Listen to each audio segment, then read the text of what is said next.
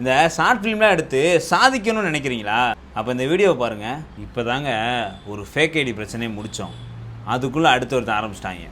வாட்ஸ்அப்பில் ஒரு மெசேஜ், 1600 பே பண்ணுங்கள், உங்களுக்கு ஒரு அவார்டும் ஒரு இதுவும் தரோம், உங்கள் ஷார்ட் ஃபிலிம் எங்களுக்கு அனுப்புங்க அப்படின்றாங்க.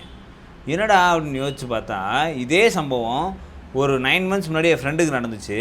என்ன பண்ணுறாங்க அப்படின்னா, ஷார்ட் ஃபிலிம் எடுக்கிற ஆள்லாம் இருக்காங்கல்ல இன்ஸ்டாகிராமில், அவங்களுக்கு தெரியும்ல இவங்களாம் ஷார்ட் ஃபிலிம் பண்ணுறாங்கன்னு, அவங்கள ஃபுல்லாக செலக்ட் பண்ணி சும்மா ஒரு ஆஃபீஸ் கூட இல்லாமல் ஒரு வீட்லேயே அவங்க பேரை போட்டு ஒரு ஃபோட்டோ ஃப்ரேமும் ஒரே ஒரு சீல்டு வெறும் 300-400 பட்ஜெட்டில் மட்டும் அவங்க செஞ்சு கொரியர் பண்ணிடுறாங்க.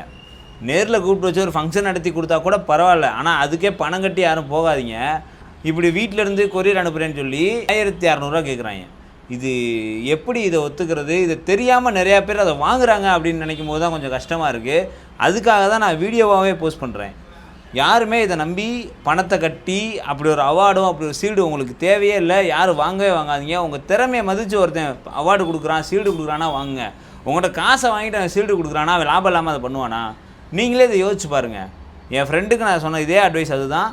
இன்றைக்கி எனக்கே மெசேஜ் பண்ணியிருக்காங்க, ஏன்னா இதெல்லாம் எவ்வளோ நாள் முன்னாடி பார்த்தாச்சு, பழைய டெக்னிக் இன்னும் ஏன்டா ஃபாலோ பண்ணுறீங்க அப்படின்ற மாதிரி தான் இருந்துச்சு. முக்கியமாக ஷார்ட் ஃபிலிம் எடுக்கிறேன், இந்த மாதிரி ஏதாவது பண்ணுறேன் அப்படின்னு நினைக்கிற உங்கள் ஃப்ரெண்ட்ஸுக்கு இந்த வீடியோவை ஷேர் பண்ணுங்கள். யாரும் பணம் கொடுத்து ஏமாந்துடாதீங்க. இந்த மாதிரி நீங்கள் யாராச்சும் பாதிக்கப்பட்டிருக்கீங்க அப்படின்னா கமெண்ட்டில் சொல்லுங்கள். இல்லை வேறு ஏதாவது இந்த மாதிரியான பிரச்சனைகள் நீங்கள் சந்திச்சிருக்கீங்கன்னா சொல்லுங்கள், நம்ம அதை பற்றி டிஸ்கஸ் பண்ணுவோம்.